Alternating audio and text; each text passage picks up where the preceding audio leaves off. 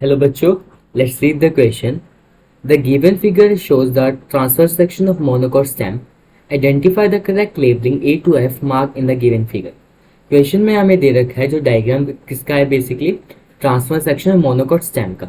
हमें A to F जो part है उनको लेबल करना है. So what would be the key concept here? So the key concept here will be monocot stem. Monocot stem. अगर in general बात करें मोनोकॉट स्टेम की, तो सबसे पहले जो इसकी एपिडर्मिस की लेयर होगी ना, वो 2 से 3 लेयर की होगी. So we can write it as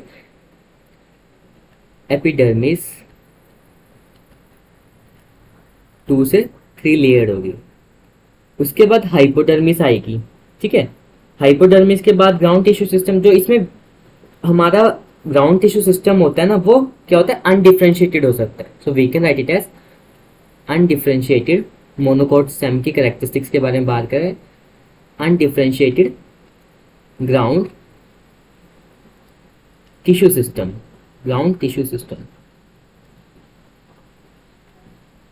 साथ में जो इसमें वेस्कुलर बंडल होते हैं ना, वो बहुत सारे होते हैं, साथ में ही स्कैटर्ड होते हैं. So this is like the main feature you can say. Numerous and scattered vascular bundle.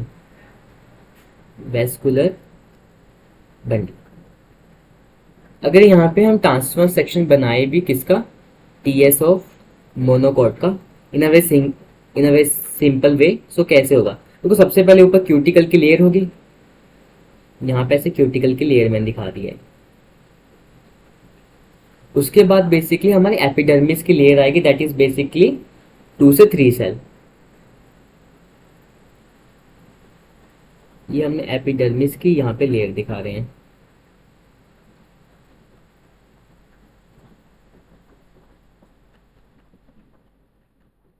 Epidermis की लेयर के बाद नीचे आएगी किसकी, हाइपोडर्मिस की लेयर. सो ऐसे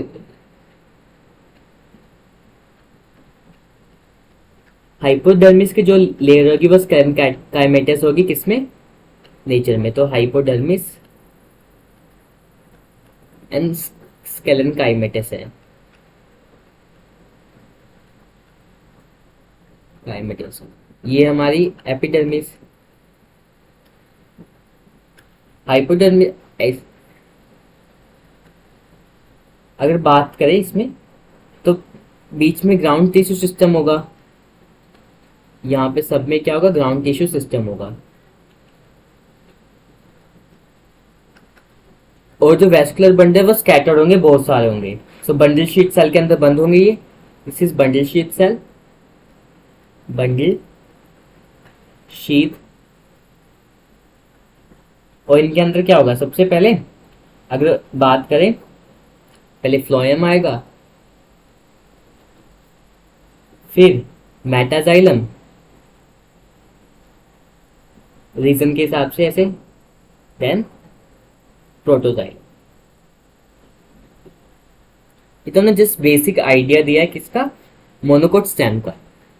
अब यहाँ पे आइडेंटिफिकेशन स्टार्ट करते हैं. तो फर्स्ट वन, सबसे ऊपर वाली लेयर को क्या बोलते हैं, epidermis. The first one is a epidermis. B क्या है, बी दिखा रहा है उससे नीचे लेयर. उससे नीचे लेयर कौन सी होती है हमारी, हाइपोडर्मिस. हाइपोडर्मिस.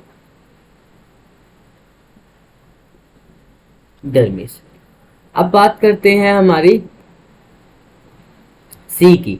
जो सी है, बेसिकली सी हमारा ग्राउंड टिश्यू सिस्टम में आ रहा है. So we can write it as what, C को हम लिख देंगे वेस्कुलर बंडल्स. तो सी है हमारा, C is written as vascular bundle.